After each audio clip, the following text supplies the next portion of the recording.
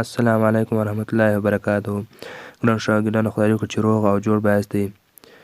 نن بیا هم اکټیو انګلیش 1 کتاب غواړم چې تاسو ته تدریس کړم.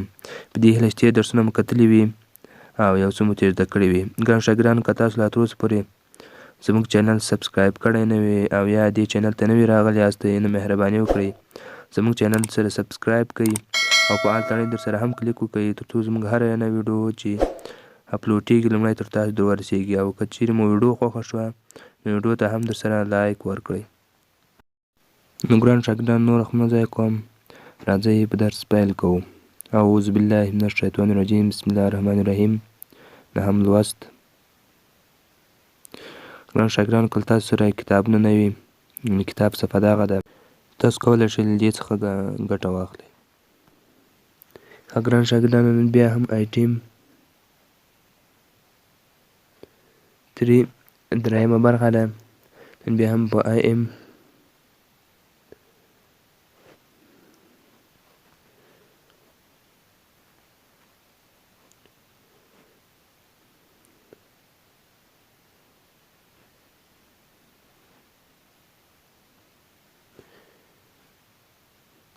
یو آر کې څرنګه کېږي خبرې کېږي.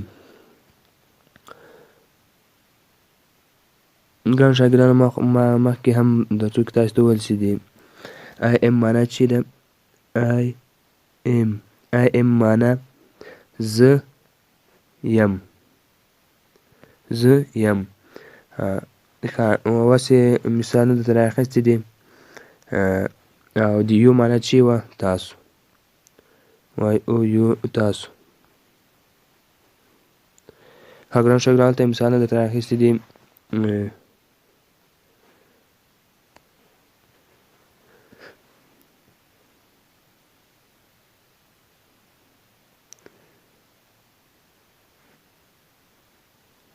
I am a boy. معنی یې څرنګه ده؟ زه یم یو هلک.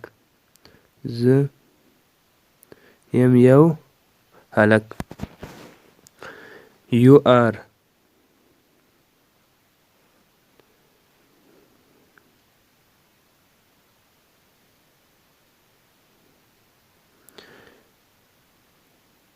You are a girl. تاسو یې یوه جینکۍ. زه یم یو هلک. د یو معنا مخکې هم ما ګرانو شاګردانو تاسو ته ویل د یو معنا چې وه تاسو یې یوه جینکۍ. دلته بیا اوس جینکۍ غږیږي. I am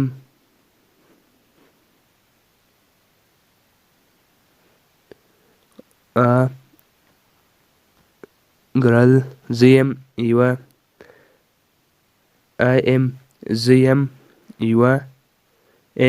یوه جینکۍ. You are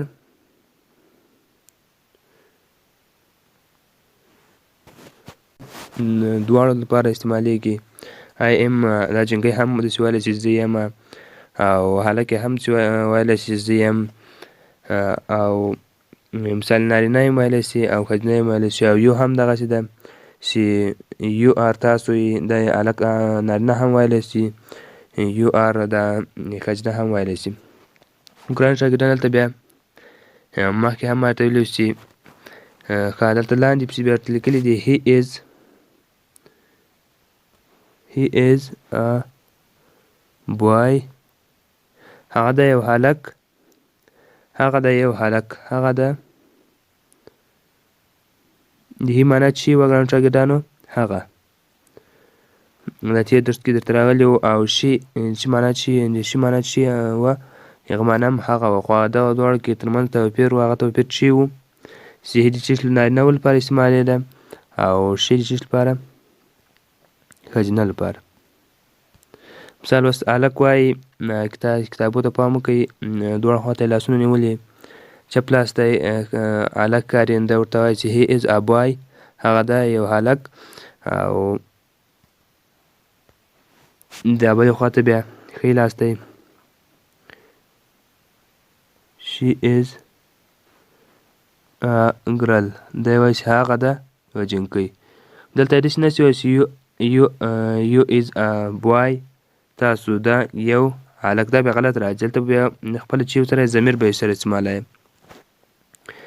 مثال ماما کې ونیسئ احمد مثال دا شي چې ده شي وهي چې ده دا ضمیر ده ضمیر ماما کې هم ته وي هغه کلمه نوم د تکرار مخنیوی کوي اوس دلته څه داسې نسي یو نسي استعمالوی سي یو از ا ګرل تاسو دا یوه جنکۍ دا بیا غلط راځي د پښتو کې هم غلط راځي دلته به تاسو سره استعمالوئ شي هغه ده شي از ا ګرل هغه ده یوه جنکۍ مثال که هلک کې بیا به وایي چې از ا بوای هغه ده یو هلک دا شي وهي دلته چې دی ضمیر دی مثال مخکې ما هم تاسو ته ویلي وو ضمیر چې و د نوم تکرار مخنیوی یې کول مثال زه یو مثال ته لیکم د ضمیر باره کې مثال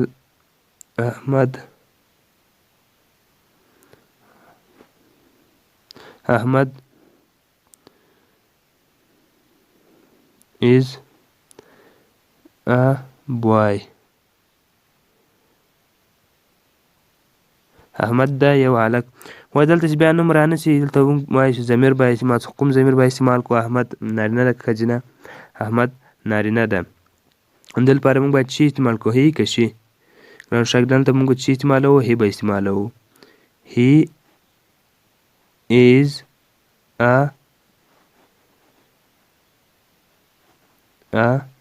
دې خو پوه شو بوای هلک ده نارینه هم ده دلته به هی سره استعمال کړو اوس مثال که هر شی و سټوډنټس و یعنې دهقان و هر شی و دلته به مثال شاګرد ته وایم سټوډنټ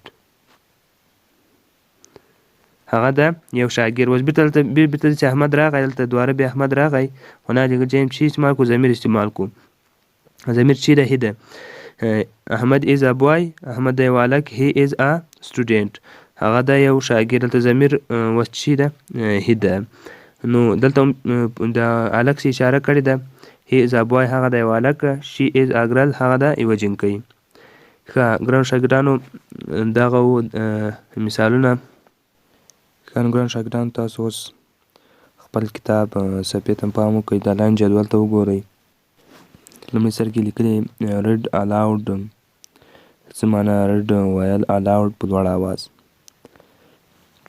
اول ګران شاګردان تاسې کوم شکل وینئ بس وینئ بي یو اس بس بي یو اس بس بي یو بټن بي یو ډبل ټي او ان بټن سی یو پی کپ څه معنا پیاله او ربر څه معنا خپله ربړ ته وایي پنسل پاک ته وایي ډک شاګردانو تاسو پیژنئ چې ته وایي هیلۍ ته وایي امبریلا ګران شاګردانو چې ته وایي چترۍ ته وایي ښه ګران شاګردانو تاسو دا بلې صفحې ته پام وکړئ دا درس هم د هغه درس سره ارتباط لري ګران شاګردانو پورته څه لیکلي دي ریویژن ټیسټ 1 بیا کتنه ریویژن څه معنا بیا کتنه ټیسټ امتحان بیا کتنې اول امتحان لوک وګورئ اینډ او سی ووایاستئ ګران شاګردان دا ستاسو ده دا امتحان به تاسو پخپله ترسره کوئ مثال په لومړی شکل تاسو شي وینئ دا به زه درته ووایم نو به تاسو خپله ترسره کوئ ګران شاګردانو که چیرې ګران شاګردانو تاسې مخکیني درسونه سم کتلي وي نو تاسو به پوهیږئ چې پشي ته چې وایي کیټ وایي شي سپل څرنګه ده سی ای ټي دا پورته هم درته لیکلي چې لوک وګورئ اینډ ووایاستئ ورته وګورئ بیا یې ووایاستئ مثال دویم شکل ګرانو شاګردانو چې ده پیاله ده پیالې ته په انګلیسي کې چې وایي کپ پیاله دا نور به ګران شاګردان تاسو خپله ترسره کوئ دغه نومان به اخلئ خپله کتابچو کې به یې تسلي کوئ ډېر وارې به یې تکراروئ مثال کپ ډېر وارې به یې لیکئ چې تر څو بیا مو په راتلونکي کې له یاده ونه وځي ګرانو شاګردانو دا کتاب د انګلیسي زده کړې لپاره ډېر مهم ده که چیرې تاسو دا کتاب زده نه کړئ بیا په راتلونکي کې کومه درسونه چې په انګلیسي کې راځي بیا تاسو په هغه نه پوهېږئ ځینې شاګردان دي انګلیسي شروع کړي خو بیا لغاتونه ورته راځي په هغو دوی بلد نه وي که چیرې دغه کتاب تاسو زده کړئ په انګلیسي کې نور کوم کتابونه راځي انشاءالله ګران شاګردانو تاسو به له هغه سره ډېر بلدتیا ولرئ او ډېر څه به زده کړئ د انګلیسي په برخه کې. ښه ګران شاګردانو اوس تاسو دا بلې صفحې ته پام وکړئ. پورته صفحه کې لیکلي هی لیکلې ده، شي لیکلې ده، اټ ایز لیکلې ده. تاسو به ګران شاګردانو دغه عکسو ته وګورئ تاسو به څرنګه کوئ. مثال هیله چې سره استعمالېږي. ګران شاګردان که تاسو چیرې تېر درسونه سم نه یې زده کړي نو دغه امتحان چې درته راغلی ده دا بیا تاسو نسئ حل کوی. دغه اصل ټول درس کوم درسونه تېر شوي دي هغه خلاص دغه دوه مخونه دي. نو دلته راغلي هی درته راغلي، شي درته راغلي، اټ درته راغلي ده. ګران شاګردانو مخکې ما هم درته وویل که چیرې تاسو اوس دا وایاست چې دغه یو کتاب ده تاسو به یې څرنګه وایاستئ. تاسو داسې نشئ ویلی چې هی از ا بوک مثال هغه دغه د یو کتاب دی. هی معنا د هغه د مخکې ګران شاګردان ما درته ویل دا د نارینهو لپاره استعمال. دلته به ګران شاګردان تاسو چې استعمالوئ اټ به استعمالوئ. اټ از ا بوک دغه د یو کتاب دغسې مثال هلک و دغه بیا ګران شاګردان تاسو چې استعمالوئ دغه لپاره به ګران شاګردانو تاسو هی استعمالوئ. ځکه ما مخکې هم درته ویلي چې هی د چیش لپاره استعمالېږي، د نارینه لپاره استعمالېږي. هغه نومونه چې نارینه یي مثال هی از ا بوای، هی از ا مین هغه د یو سړی نارینه کوم هغه چې دغه لپاره چې استعمالېدو هی استعمالېدو. دغسې به ګران شاګردان دا نور شکلونه چې تاسو وینئ دا به تاسو خپله بشپړ کړئ او خپلو کتابچو کې به درسره لیکئ. مثال هی از بوای دا به تاسو خپلو کتابچو کې درسره لیکئ. که چې ګران شاګردان تاسو د انګلیسي کتابچې نه وي انګلیسي کتابچې واخلئ، ځکه د انګلیسي کتابچې تاسو سره کولی شئ د انګلیسي په برخه کې خط ولیکئ ډېره مرسته سره وکړي. ښه نو ګران شاګردان دا اوس نن ورځ درس تر بل درسه مو الله مل شه.